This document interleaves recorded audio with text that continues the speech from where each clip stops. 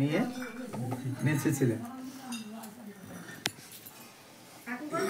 অগরি চৈতন্য জয় দয়াময়, জয় দৈত্য প্রিয় নিত্যানন্দ প্রিয় জয়, জয় শ্রীনিবাসেশ্বর হরিদাসনাথ, জয় গদাধর প্রিয় স্বরূপ প্রাণনাথ, জয় কাশীশ্বর প্রিয় জগদানন্দ প্রাণেশ্বর, জয় রূপ সনাতন রঘুনাথেশ্বর।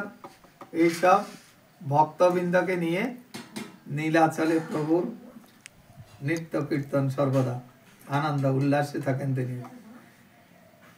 আগ জয় জয় গৌর দেহ কৃষ্ণ স্বয়ং ভগবান, কৃপা করি দেহ প্রভু নিজ পদদান।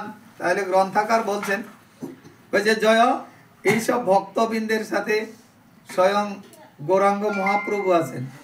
বুঝে এই গৌরাঙ্গই বলছে স্বয়ং ভগবান, গৌরাঙ্গ মহাপ্রভু।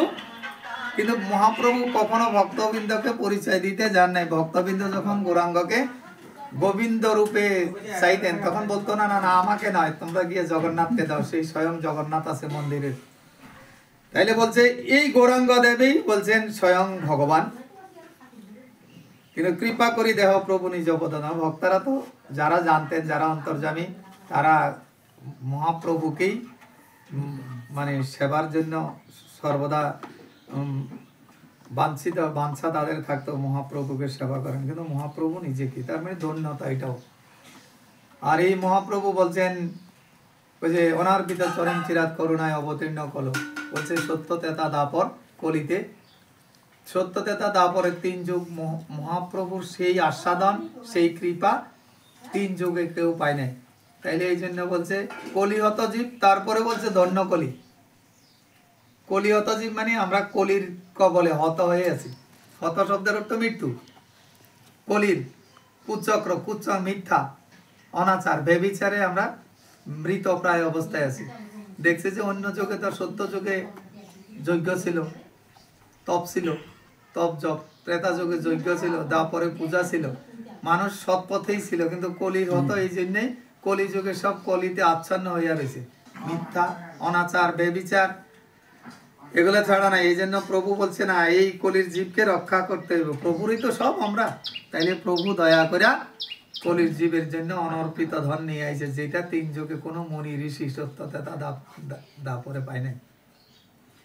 এই জন্য উনি ভক্তবৃন্দকে নিয়ে নীলাচলে সর্বদা আনন্দ নর্তন কীর্তনে ব্যস্ত ছিলেন। আর যখনই কোনো ভক্তের মনে প্রাণে জাগৃত হয়ে যে এই প্রভু গৌরাঙ্গই স্বয়ং ভগবান, তখন গৌরাঙ্গদেব বলতেন না না আমাকে নয়, এখানে মন্দিরে জগন্নাথ সুভদ্রা বলরাম যিনি আছেন ওরাই হয়েছে স্বয়ং ভগবান, তোমরা ওইখানে প্রণাম করো। আগ জয় নিত্যানন্দ জয় চৈতন্যের প্রাণ, তোমার চরণাবিন্দে ভক্তি দেহ দান। জয় নিত্যানন্দ জয় চৈতন্যের প্রাণ যারা, কইছে তোমাদের চরণে আমাদিগকে আশ্রিত দাও, ভক্তি দাও। ভক্তরা চাইছেন জয় জয় দ্বৈত চন্দ্র চৈতন্যের আর্য, সচরণে ভক্তি দেহ জয় দ্বৈতাচার্য। তাহলে অদ্বৈত আচার্য এরা সবাই বলছে চৈতন্যের আর্য, চৈতন্যের গোষ্ঠী। এই জন্য বলছে নীলাচলবাসী যত মহাপ্রভুর গণ ওইখানে নীলাচলে যারা যারাই গেছেন এরা কিন্তু মহাপ্রভু বলছে এরা সব আমার গণ, আমার গোষ্ঠী। এই জন্য ওই গণেরাই বলছে সচরণে তুমি প্রভু আমাদিগকে আর ছলনা করিও না, তোমার চরণাবিন্দ তোমার চরণ আমাদিগকে দান করো, কৃপা করো, চরণ তরি দিয়ে আমগরে উদ্ধার করো, আমগরে বঞ্চিত করো না তোমার চরণ থেকে। বলছে সচরণে ভক্তি দেহ জয় দ্বৈতাচার্য। আগ জয় গৌর ভক্ত গণ গৌর যার প্রাণ, সব ভক্ত মিলি মোরে ভক্তি দেহ দান। একজন ভক্ত এত ধন্যতা করছেন সেই নীলাচলে, যে তোমরা সব ভক্তের আশীর্বাদ নিয়েই বলছেন যে তোমরা সবে আশীর্বাদ করো যাতে গৌরের কৃপা আমার হয়। সব ভক্ত মিলি মোরে ভক্তি দেহ দান। আমার ভক্তি শূন্য দেহ, সাধন শূন্য দেহ, ভজন শূন্য দেহ, তোমরা ভক্তি দান করো যাতে আমার এই ভক্তি হয়, সাধন ভজন আমার এই দেহে সম্ভব হয়।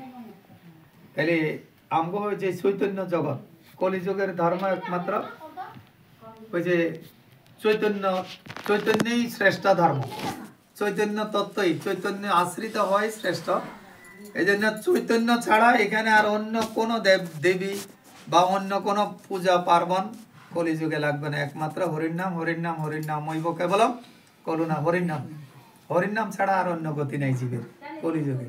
জপ তপ যাগ যজ্ঞ ধ্যান ধারণা সবই বৃথা।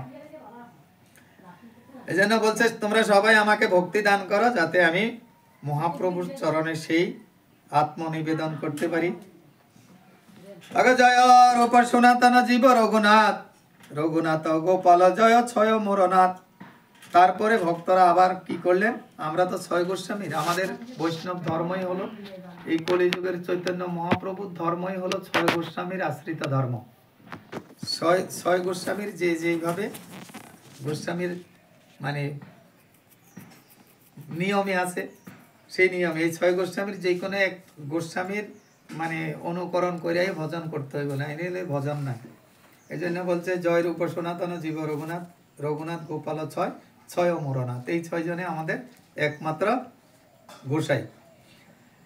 আগে এসব প্রসাদে লিখি চৈতন্য লীলা গুণ, জৈসে তৈসে লিখি করি স্থাপন পবন। তাইলে কৃষ্ণদাস কবিরাজ গোস্বামী বলছেন এই ছয় গোস্বামীর কৃপাতেই আমি আজকে চৈতন্য মহাপ্রভুর চরিত্র লিখতে যাইতেছি, স্থাপন করতেছি। তাইলে কৃষ্ণদাস কবিরাজ কোন গোসাইয়ের কৃপা? শ্রীরূপ সনাতন ভট্ট রঘুনাথ শ্রীজীব গোপাল ভট্ট ছয় গোস্বামীর শ্রীরূপ গোস্বামীর কৃপা পাত্র, কৃপা পাইছে। এই কৃষ্ণদাস কবিরাজ গোস্বামী শ্রীরূপের এই কৃপার, শ্রীরূপ মতে, শ্রীরূপ গোস্বামীর মতে, শ্রীরূপ সনাতনের মতে আছে রঘুনাথ ভট্ট কৃষ্ণদাস কবিরাজ, এই ছয় গোস্বামীর মতে। কিন্তু কৃষ্ণদাস কবিরাজ গোস্বামী ছিল শ্রীরূপে। এই মতো মহাপ্রভু নীলাচলে বাস, সঙ্গের ভক্তগণ লইয়া কীর্তন বিলাস। তাইলে কর্ম কি? মহাপ্রভু নীলাচলে কি করতেন? ভক্তবৃন্দ লইয়া সদা সর্বদা কীর্তন, কীর্তন আনন্দে কীর্তনের রঙে মেতে থাকতেন। তারপরে বলছেন কি করতেন? দিনে নিত্য কীর্তন ঈশ্বর দর্শন, রাত্রে রায় স্বরূপ শুনে রসাস্বাদন। তাহলে এই চৈতন্য লীলা বড় বুঝা বড় দায়। চৈতন্য নিত্যানন্দ মহিমা বড়ই কঠিন, বড়ই গভীর। বলছে আমি দিনে নিত্য কীর্তন করতাম, ঈশ্বর দর্শন করতাম। মহাপ্রভু বলছে এ বহিরঙ্গ। এই যে শত সহস্র ভক্তবৃন্দকে নিয়ে নিত্য করতো, কীর্তন করতো, হরির নাম করতে, কইছে এ বহিরঙ্গ। কি করতেন? দিনে এইভাবে যারা যে মানে যে যতটুকু বুঝে সেই হিসাবে তাদের সাথে উনি করতেন, যে যেটা পাইয়া সন্তুষ্ট। কেউ যেমন কোনো আশারে কেউ গান করিয়া শান্তি পায়, কেউ বাজাইয়া শান্তি পায়, কেউ দুইটা শাস্ত্র কথা শুনিয়া শান্তি পায়, কেউ আবার বাড়ির কথাবার্তা কইয়াও শান্তি পায়।